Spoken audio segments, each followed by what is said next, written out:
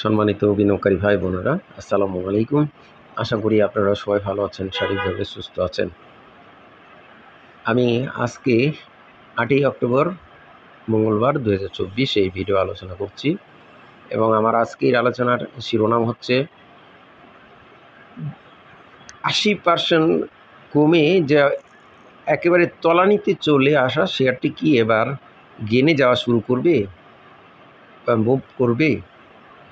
এই শিরোনাম নিয়ে বন্ধুরা আমি আজকে যে শেয়ারটি আলোচনা করব, শেয়ারটি আপনারা অবশ্যই বুঝতে পারছেন 80% তার যে সর্বোচ্চ প্রাইস সেই লেভেল থেকে 80% প্রাইস কমে বর্তমানে তলানিতে চলে এসেছে এবং সেই লেভেল থেকে বেশ কয়েকবার একটা স্ট্রং সাপোর্ট ভ্যালু নিয়ে ইউটার্ন হতে দেখা গেছে।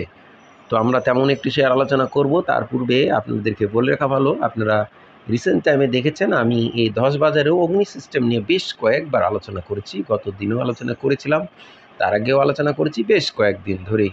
33, 34, 35, 36 লেভেলে, 35 লেভেলে, 33, 34, 35 এই তিনটি লেভেলে খুব কম করে হলো 12 থেকে 15 বার আলোচনা করেছি শেয়ারটি নিয়ে। সেই অগ্নি সিস্টেম আজকে তার পুরাতন প্রাইসে ব্রেকআউট করেছে এবং হায়ার হাই ভ্যালুকে ব্রেকআউট করেছে। যদিও গতদিন পূর্ববর্তী ক্লোজ ভ্যালু রেজিস্ট্যান্স ব্রেকআউট করেছিল, আজকে তার পূর্ববর্তী আর হাই ভ্যালু ক্রস করে লেনদেন হয়েছে। আমরা অগ্নি সিস্টেম এর আলোচনা করেছিলাম ইতিপূর্বে 10-12 বার, আপনারা দেখেছেন। তো আমাদের আলোচনা চলমান আছে। আজকে আমরা কিন্তু অন্য একটি শেয়ার নিয়ে আলোচনা করব। শেয়ারটি আপনারা জানেন সোনালী পেপার 900 টাকা লেভেলে ছিল, শেয়ারটি বর্তমানে 150 লেভেলে। তো সেই হিসাবে আমাদের আজকের যে আলোচনার শিরোনাম 80% প্রাইস কমে তলানিতে চলে এসেছে। এবার কি শেয়ারটি গেনে বা মুভ করতে পারবে কিনা, এটা নিয়েই আমাদের আজকের মূলত আলোচনা। তো আলোচনার শুরুতেই আমরা শেয়ারটির অবস্থান দেখে নেব। আজকে শেয়ারটি পাবলিকের নজরে গেনারের তালিকায় 30 নম্বর পজিশনে ছিল।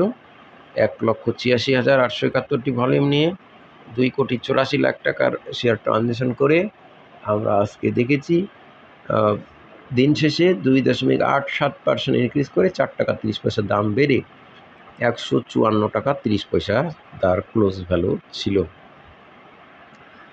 এই সোনালী পেপার শেয়ারটি যারা আপনারা জানেন, যদিও এখানে আমরা 1 বছরের হিসাব দেখছি, কিন্তু তার পূর্বের হিস্ট্রিতে শেয়ারটি 900 টাকা প্লাস লেভেলে ছিল। সেই লেভেল থেকে আমরা কিছুদিন পূর্বেও শেয়ারটিকে 141 টাকা 30 পয়সা একটা সর্বলোয়েস্ট ক্লোজ ভ্যালু আমরা দেখেছি গত 9 সেপ্টেম্বর। তারপরে শেয়ারটি কিছুটা আপস অ্যান্ড ডাউন করে 193 লেভেলে যায় 19 সেপ্টেম্বর এবং সেই 93 লেভেল থেকে আবার সেটি কারেকশন হয়ে আমরা গত দিন 7ই অক্টোবর 150 টাকা লেভেলে ক্লোজ ভ্যালু দেখি। তো সেখানে স্বাভাবিকভাবে সেই 141 টাকা থেকে 150, দ্যাট মিনস 9 টাকার ওপর থেকে সেই শেয়ারটি স্ট্রং সাপোর্ট ভ্যালু নিয়েছে। এটা একটা ভালো দিক তৈরি হয়েছে।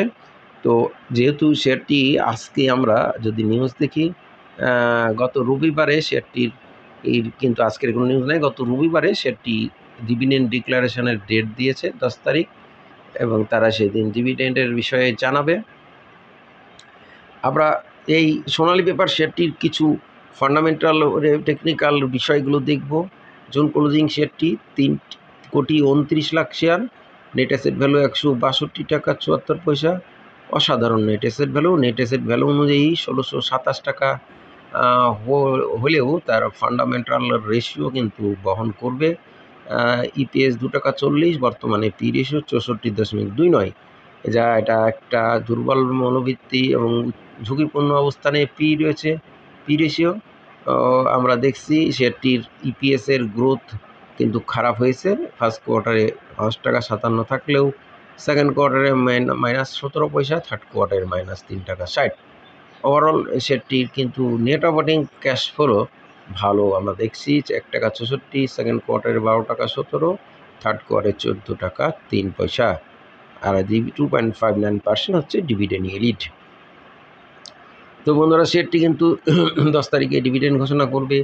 এখন এই ডিভিডেন্ড ঘোষণার সময় যদি তাদের ইপিএস আমরা বরাবরের মতো একটা ভালো ইপিএস দেখাই 4 টাকা বা 3 টাকা, এই লেভেলে ইপিএস দিলেই কিন্তু আমরা 2 টাকা 40-এর এগেনস্টে অনেক ভালো একটা ইপিএস শো দেখতে পাবো।